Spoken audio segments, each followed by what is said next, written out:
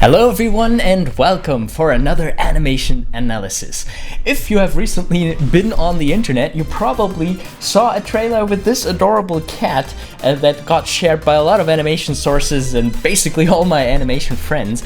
And it's really cool because the cat in here is doing a lot of morphing around, and I can't believe that this is 3D. Like, it's so amazing the amount of shapes that this goes to. And it's so interesting that I think it warrants another frame-by-frame look at how it's done and what is happening here exactly. Okay, great. So, I would say we just start at the beginning and see what we can find. First of all, I think this is a very interesting trend that they have quite realistic hair in those cartoony animations. Like, I noticed that too in the Peanuts movie, which was also very stylized and really cool, but they also had those like very realistic elements in there, which is a very cool mix. Oh, look at the what exactly is happening here. So the O's are basically this one small O is basically starting to lead the motion. Really cool idea, and is spiraling outwards. And the F, yeah, that's a really cool thing if you do animations like this to follow the swing that you already have in the letters. Really cool. What I really like about the look here is that it reminds me so much of these amazing stop motion films, like the Artman stop motion films, and even the way how the liquid, like, it jitters a little, even how the liquid just looks like that is so stop motion-y. Really nice. But on top of that, you have this CG created steam. The mixture of the styles here is just a really interesting choice of realistic and stylized. And here we have our protagonist. Oh my god. And I think the biggest thing about her morphing, like the biggest change that we have, is that she goes from something that looks like she has a head. Like, you know, this looks like a separate headpiece, but then she also has this shape. The shape was just like the body, and it does look a bit flat because it's like almost at the same height, everything. And it's just unbelievable how a 3D rig can change that much. Like in 2D, this wouldn't be a problem at all. You know, you could draw the cat like that in one moment and then draw it differently in the other. But for 3D, this is an amazing achievement. And then the way how the eyelids, like, sometimes her eyes are in the eye socket, like you can clearly see here. But then there are those moments for really crazy facial expressions where the eyelids are gone, like here, and also the different sizes of the eyes. This is just very delightful.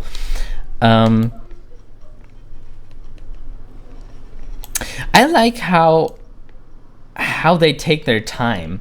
Like, we are introduced, like, it's all very step by step. We're introduced to the fish. That is step one.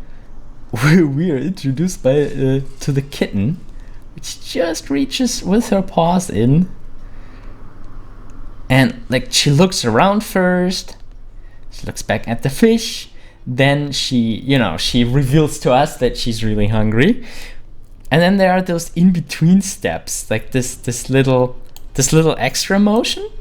This little curve, that is so cute, and that is what's giving her character. Like this, look, you see that how her tongue goes in a circle? Like, that's a really nice touch. Like, you could have animated the cat going from here straight to like the pose that she will have later. But by putting little things in like this, you can make and like, you know, breakdowns where you have completely new facial expression. Like, isn't this just delightful?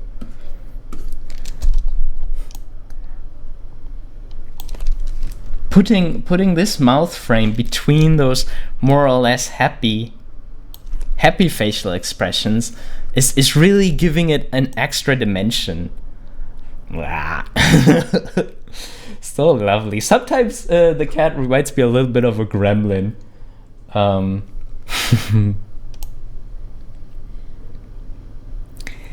And okay, so first thing about the style again, you can see in her mouth, like the speck on the specular on her mouth, it looks so wet and, you know, a little bit disgusting. Like, reminds me of the Ren and Stimpy close-ups, where you sometimes have these fleshy textures all of a sudden. And it's just a crazy combination of, you know, you have this shape which is very, very cartoony and very pushed. Like, oh my god, I can't get over these shapes. Like, and they have so much flow. Like, this is something that in 3D is super difficult to do, but in 2D, you know, you just, with one stroke, you have like a nice little curve, like this. But when you have a normal rig, you know, you have the body of the cat, you have the thigh, and you know, all those different elements, and it's really difficult to make them flow right. Like, you always have something bulging out, bumping out, that you maybe need to correct or push in or something like that. And you just have, here you have this flow everywhere. But I guess this is stuff that we're already used by Mindbender. And yeah, that's really cool how everything flows in this drawing, and how there are, like, occasionally there are these sharper edges. Like, occasionally you have like a dent here, but most of it is flowy. Really nice. And the choice that you go from a more mellow shape to this more extreme one. Okay, so now let's see if in slow motion we can actually see who is snagging the fish. Does it just get transparent? Like, oh, that might be from the smoke. Because, you know, the object is pulled away so quickly. It just... There's a hole in the smoke now. And see how the fish, like, scales. Like, it squashes, it gets smaller. This is called a shrink take. 2D animators do that a lot. And it's gone, and the liquid is spilling. Again, very thick, very stop motion-y. Look what's going on with these eye shapes. And you have alternating things. Like, this is a trick when you want to have things like a kind of effect. Yeah, this is the official name of this effect. Then you have like one side bigger, and then the shape is alternating. Then the other eye is it's the longer one now, and this one is the squashed one. And look again at these speculars in the eye that gives it this surreal realness. Really nice. Oh, and there, this is an amazing touch that you would see in old cartoons a lot. That the eyes leave the eye sockets like really out of the body.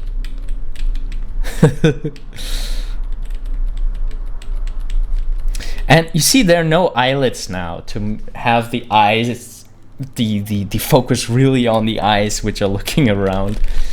And look how the eyes are leading the motion. Like, it switches, and the pupils are basically pulling the eye around. Really, really awesome. And then the rest of the body follows. It's a very weird form of follow through. Oh yeah, and this little foot motion here, this is my favorite. Look at the feet. There's a lot going on, but the cat is not getting forward. Let's see how exactly do they do that. So this leg is moving up in like a spread thing, and then it's just being dragged over the table, like as if she is walking, but she's not getting forward. It's a walk cycle basically on in place, and then the leg goes over again, goes over to the other side. You see, it's a stationary walk cycle. Yeah, same with this side. It's just being dragged over without having an effect. It's, yeah, really crazy. Yeah, and again here you can see it in this leg. It's being dragged in that direction, but it's not pushing her forward.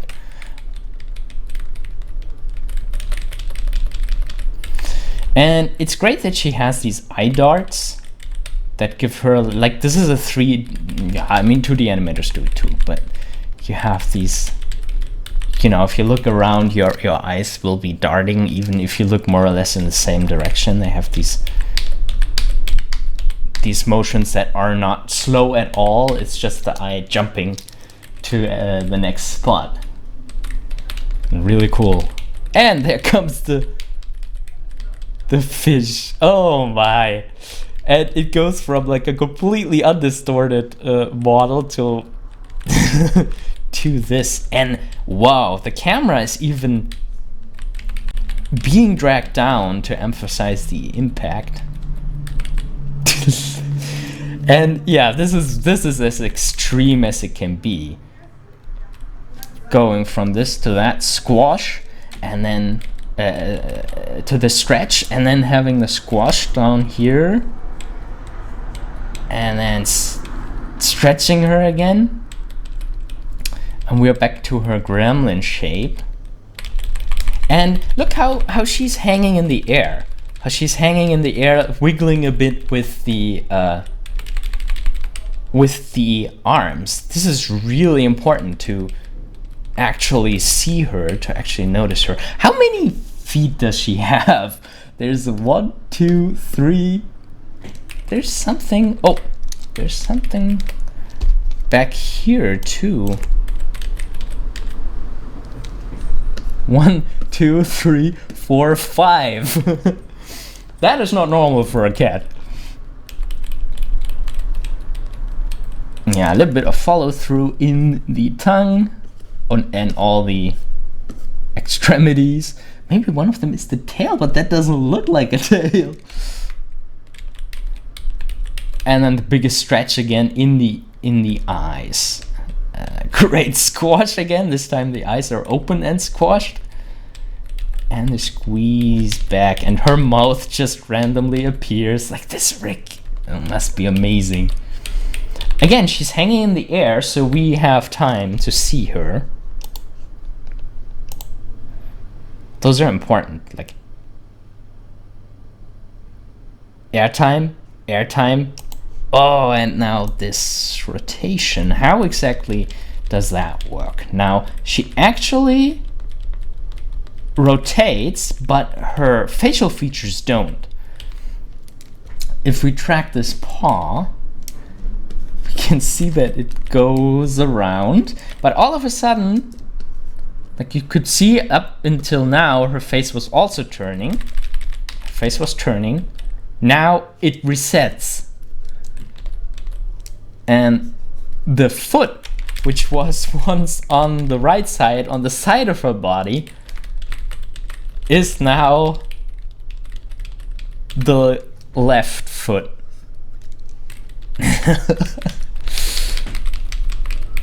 Again, very important, this little bit of still time so we can see, and we can see how the tongue flips over. Like, follow through is very important in this one too.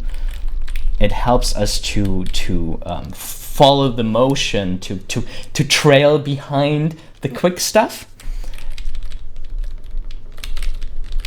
This wave pattern in the tongue, do you see that here? Wave, wave, and flip in the other direction, and again, this deck is staying here, going around. Now it's here, and now the face is like completely dissolved. Oh, the eye is even switching. The left eye is going around to become her right eye. And a little bit of still time, and flump. This is so incredible. Yeah, very inspiring that they... Oh, is that a little twitch? Like it closes.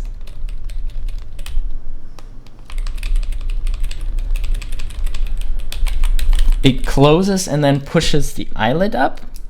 Really nice touch. Like it comes from down there and then it pushes the line up. Oh, and this eye is staying completely still. And there's a nice little twitch here.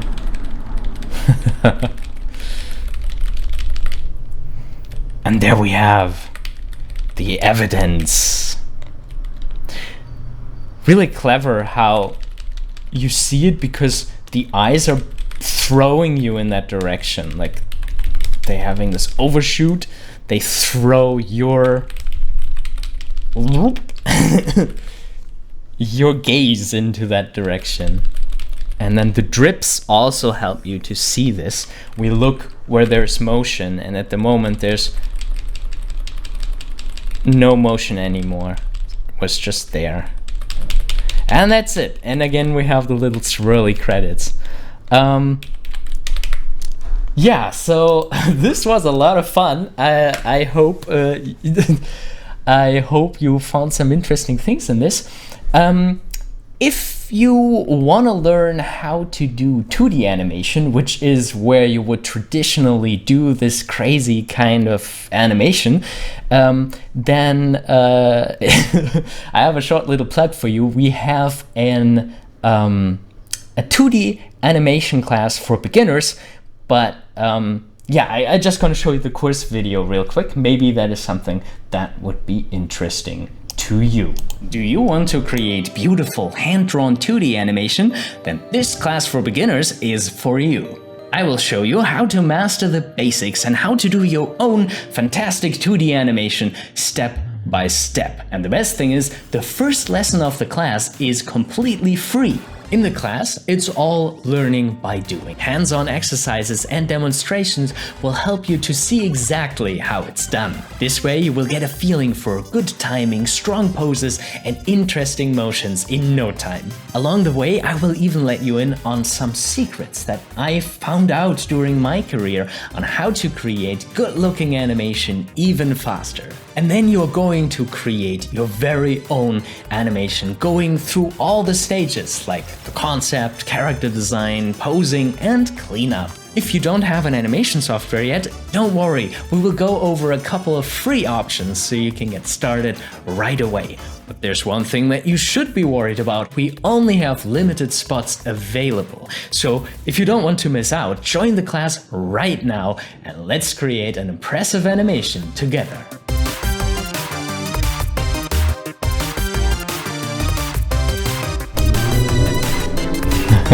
Thank you, Ferdinand from the past. Yeah, maybe I'll be very happy to see a couple of you there at the 2D animation class. I hope you enjoyed this video and had as much fun as I did looking at this incredible piece of animation.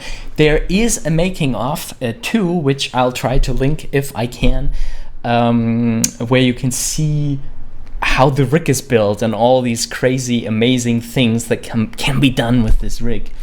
And yeah, I hope this inspires you to do some crazy animation yourself.